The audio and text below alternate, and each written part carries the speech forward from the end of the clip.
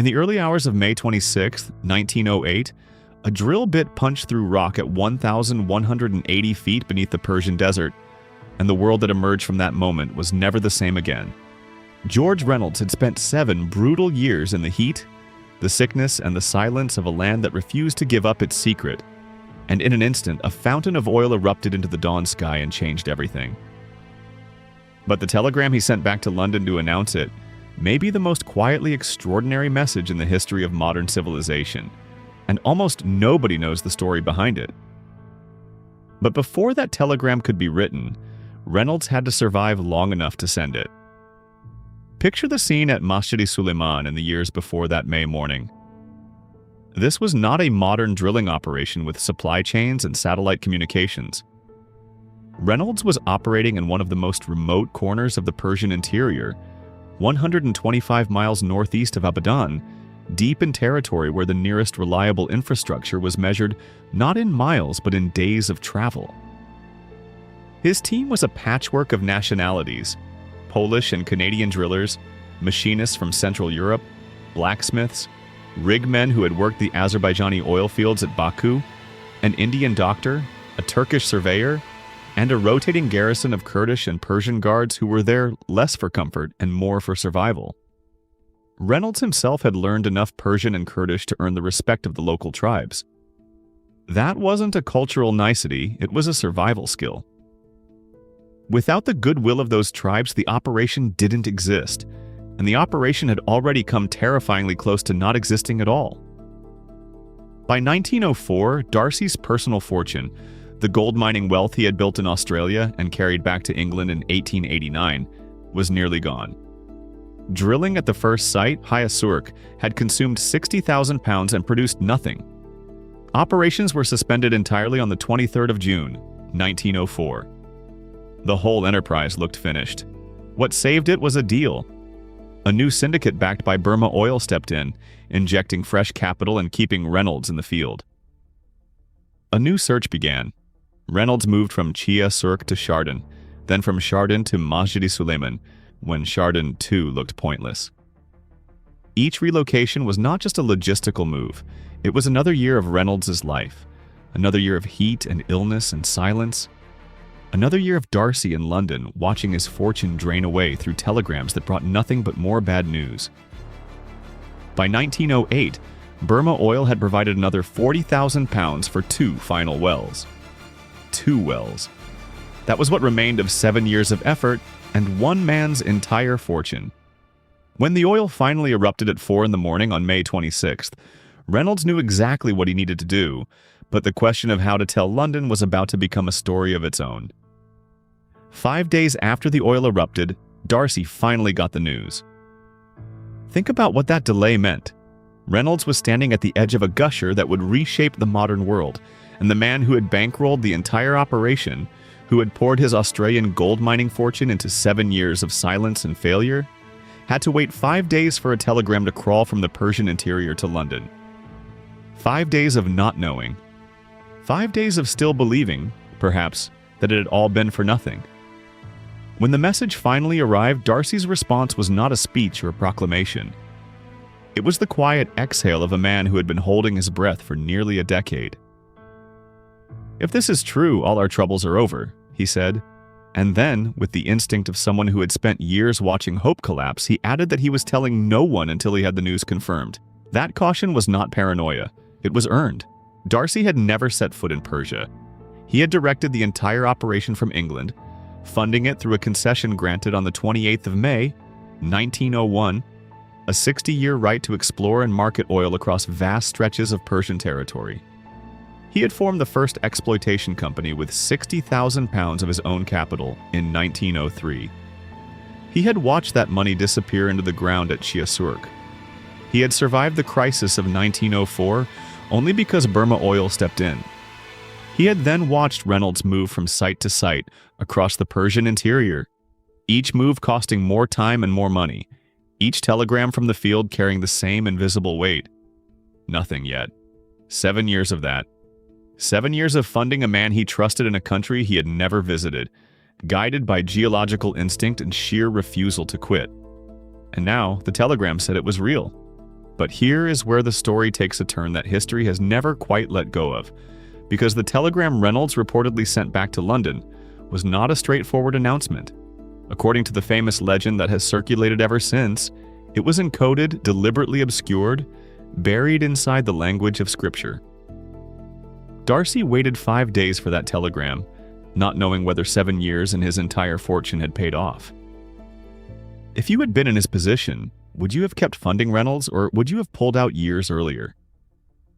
Drop your answer in the comments below, because the telegram that finally arrived may be the strangest message in oil history.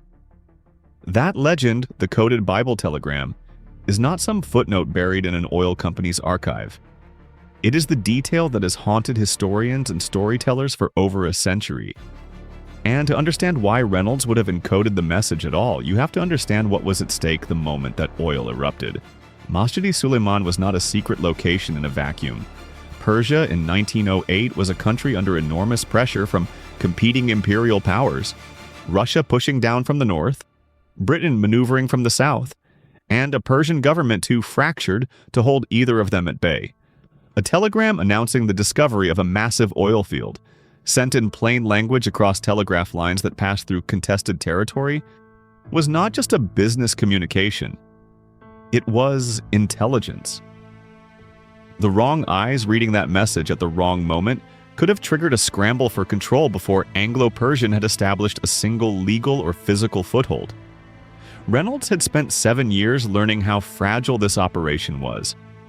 He had watched funding collapse at Chia Cirque. He had relocated twice across hundreds of miles of hostile terrain. He understood better than anyone in London that the discovery meant nothing if it was lost before it could be secured. So the legend goes like this. The telegram Reynolds sent was written not in the language of geology or commerce, but in Scripture. The famous version of the story holds that the message was drawn from the Book of Psalms, specifically a verse that spoke of water and abundance, and that the recipients in London understood exactly what it meant.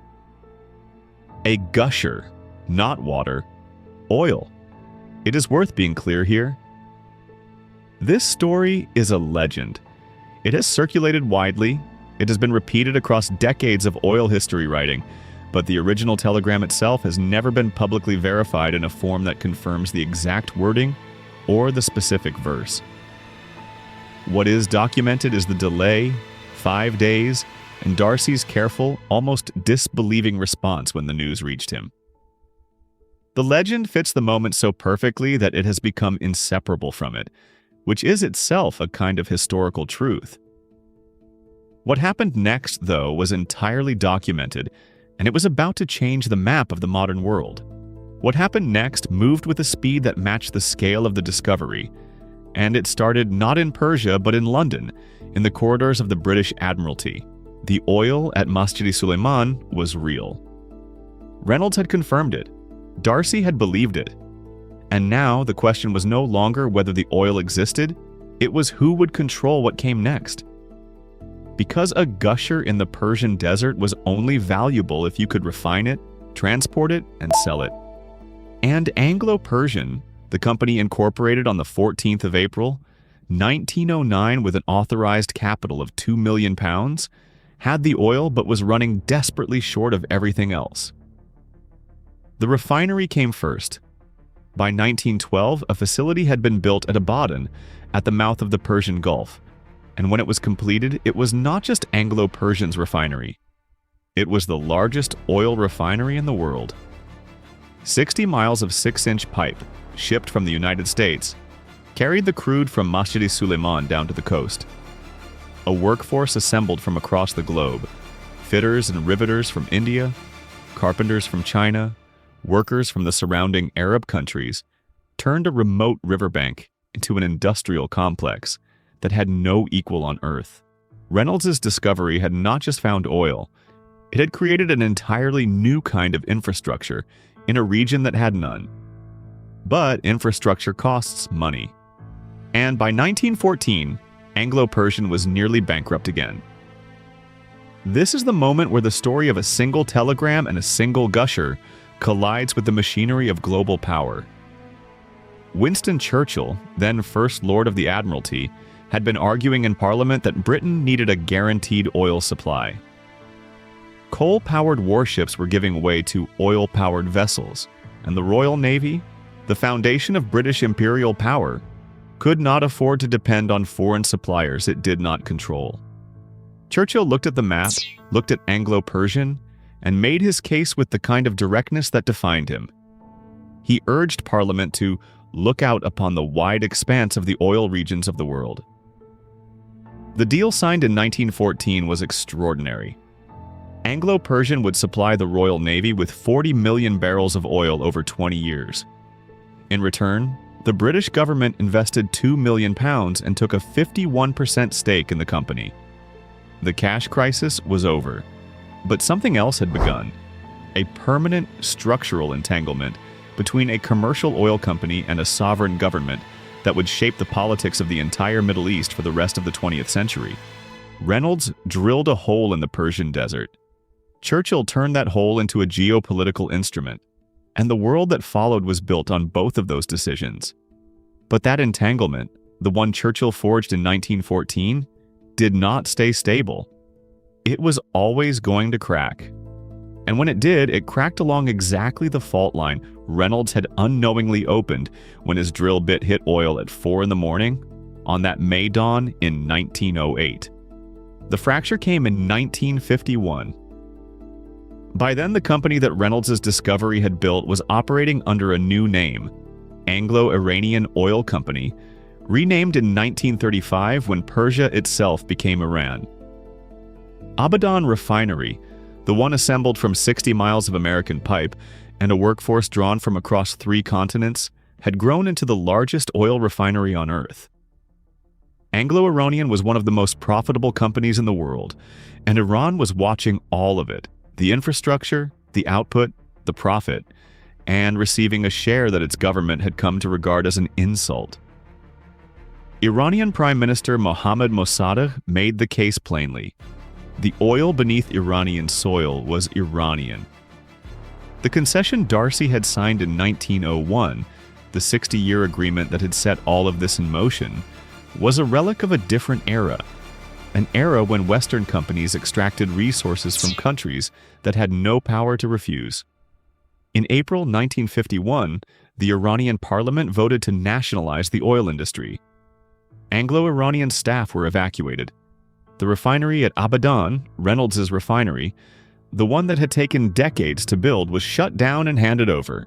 The telegram Reynolds sent in 1908 had set a chain of events in motion that no one in that Persian dawn could have fully imagined. A single gusher had become a concession. The concession had become a company. The company had become a strategic asset of the British government. That asset had become a source of national grievance for an entire country.